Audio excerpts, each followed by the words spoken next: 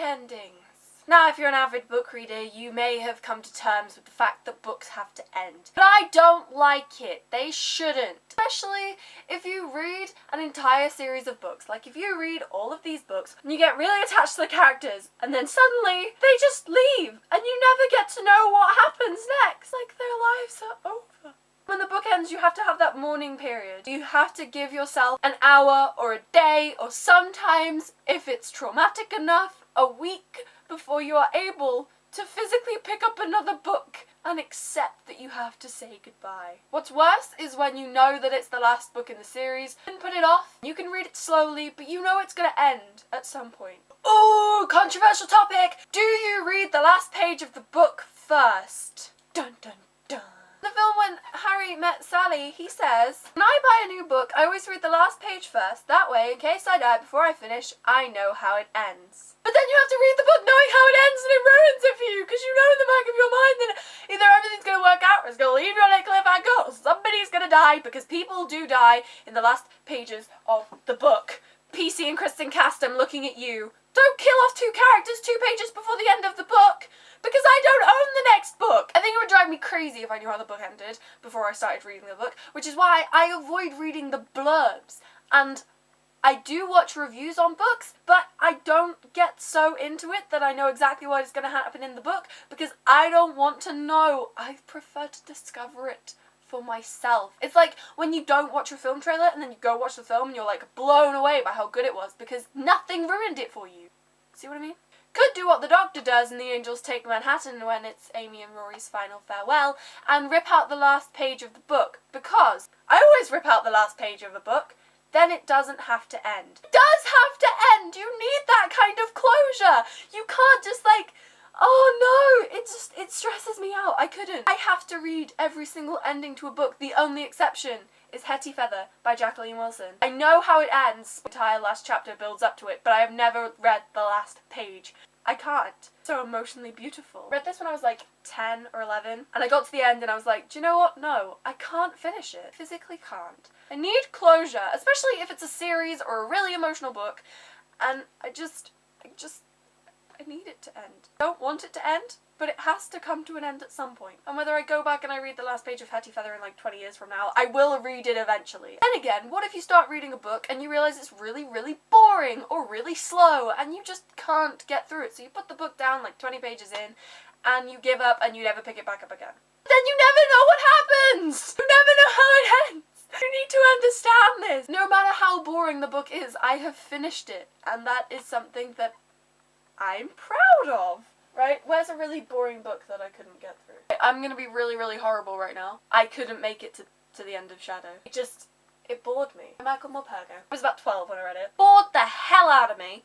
It was because this was the first book I read after Warhorse, and I think Warhorse just kind of ruined Michael Morpurgo for me, because that was like such a good read, and then this was just like, meh, didn't really like it. But I read the entire book, I read the ending, I read the last page, I made it through. I got closure!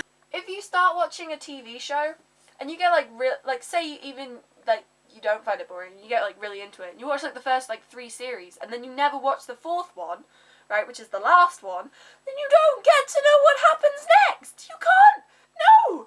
Right? People would give anything to find out what happens after a book series ends, right? And you're not even finishing 1 book! How? How can you do that? Like, that's just, no. Truth is, I don't care how boring or dismal a book is, I will finish it. I don't know, dedicated? I just like books, and I don't care if they're crap. I will read the book. Another thing, right, getting back to this, I hate it when the ending is like so bad, right, because it's in a book series, so it doesn't matter how the book ends, because the next one's gonna pick it up, right? And it's okay if you own all of the books, but I don't. Here is book 6. Here is book 8. Don't own book 7!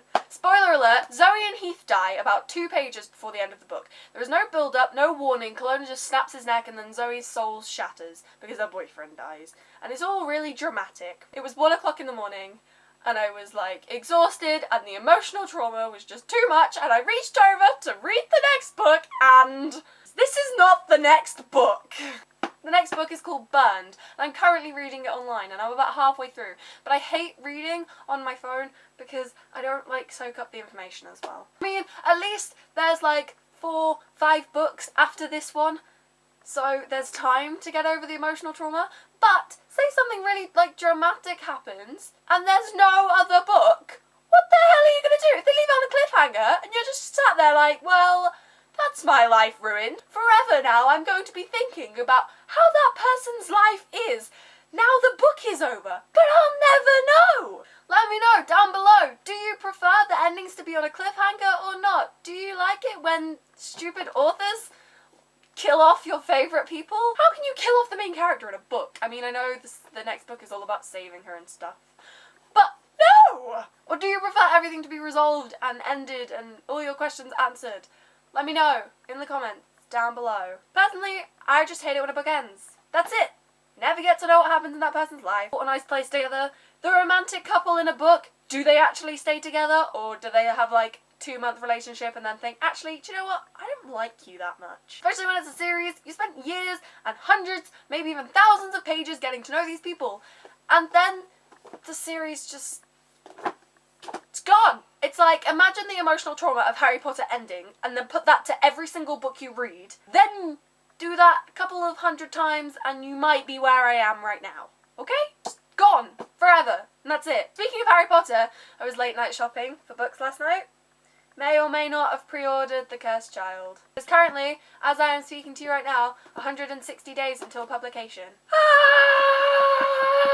It's exciting stuff, guys. Anyway, I'm gonna go now because I'm getting stressed and I want to finish the end of the next book in the House of Night series called Burn so I can get on to Awakened and be actually reading a real book again because I missed that. How do you feel about book endings? Let me know. Give this video a thumbs up if you liked it. Let me know what else you want to hear. Do you want me to do like book reviews? Because I can do that. I could talk about books for ages. That's why I made this channel. Look at my cover rainbow. I'm surprised the rainbow's still here, guys. Subscribe to Spines and Covers for way more book talks and stuff. I'll see you soon. Bye.